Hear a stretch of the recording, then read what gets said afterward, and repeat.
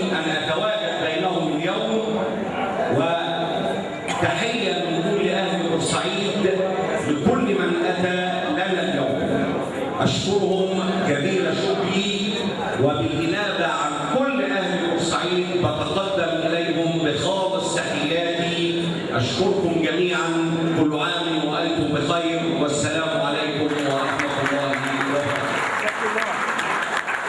بورسعيد اليوم مبادرة رياضية فنية في حب بورسعيد، نجوم مصر جميعا على أرض بورسعيد في حب بورسعيد. هي دي الرسالة اللي بيوجهها نجوم مصر لكل أهالينا في مصر، بيقول لهم أدي احنا موجودين مع أهالينا في بورسعيد، بنقيم هذا المهرجان عشان نوجه رسالة لكل الأهالينا في مصر، بنقول لهم بورسعيد كعهدها دائما فاتحة أحضانها لكل أهالينا في مصر، لأن بورسعيد دي بتعيش في وجدان الشعب المصري من زمان يعني. فكون ان حصلت بعض المشاكل خلال الفترة السابقة يجب ان احنا نعبرها، ويجب ان يعود الوئام ويعود الحب تاني، وان شاء الله الفترة القادمة تعود الأنشطة بالكامل الى بورسعيد والى مصر.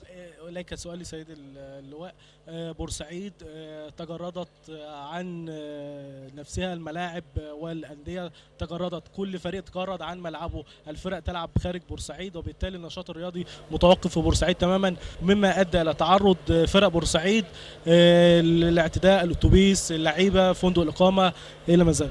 واحنا بنعمل إيه دلوقتي؟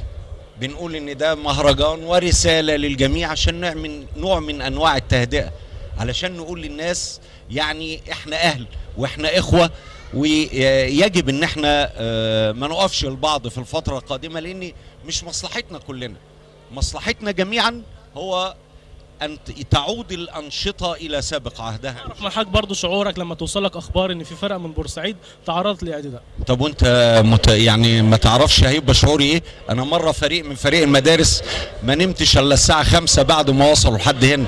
طبعا دي كلها اشياء مرفوضة، ان يتم الاعتداء على فرق والكلام ده مش طبعنا كمصريين، احنا كلنا اسرة واحدة، وبنقول ان في اي مكان يعني يجب ان الاخوة المصريين انهم يرحبوا ببعض، وده عادتنا كاهل مصر. هو كل الدول العربية بتحبنا ليه؟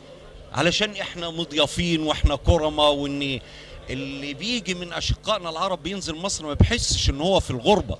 مصر لها عبق ولها ريحة وبيقصدها الجميع، فما بال احنا الاسره الواحده بقى.